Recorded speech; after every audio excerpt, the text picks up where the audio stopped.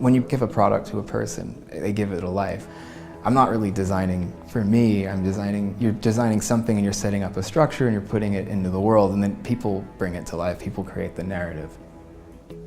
I'm Francis Bitonti, I'm the founder of Francis Bitonti Studio. I'm a designer and we're here in my studio in Brooklyn. I started as an architect. I didn't start as a fashion designer, and I still don't really call myself a fashion designer. The work's very interdisciplinary. I started working with 3D printing back in 2007, and I did a bicycle rack for the New York City Department of Transportation. It was part of an initiative to encourage cycling in the city. And then gradually I started to migrate into product design, became more and more interested in the body, started doing wearable pieces. The fashion industry wasn't really using computing. They weren't using any computer-driven design methodologies. So we started running educational programs, and the first one was called New Skins. And that was when we did the first dress on the MakerBot, and it was called the Verlan dress. And we were working with the flexible filament. All of my work has very complex geometry. There was a lot to learn in that first dress. But I think in this next dress, I was able to design for the technology a lot more easily. I knew what I was getting into when we started.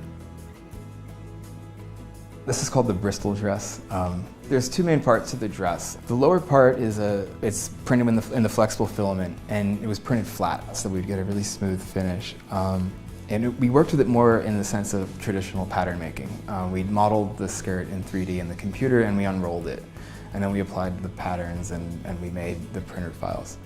The upper part of the dress is this sort of big volume. It's this cloud-like, translucent sort of like haze. You know, it worked really well, and it complemented the body, and it moved across the body.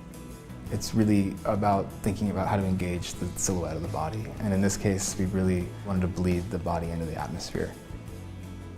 We're starting to learn how to work with the technology. I think there's a misconception that you press print and you get whatever's in the computer, but there's still a materiality.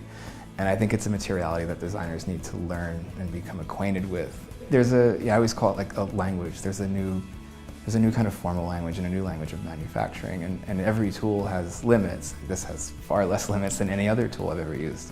But there's still limits, and there's a tendency towards a certain kind of formal language that I think we're still exploring and discovering.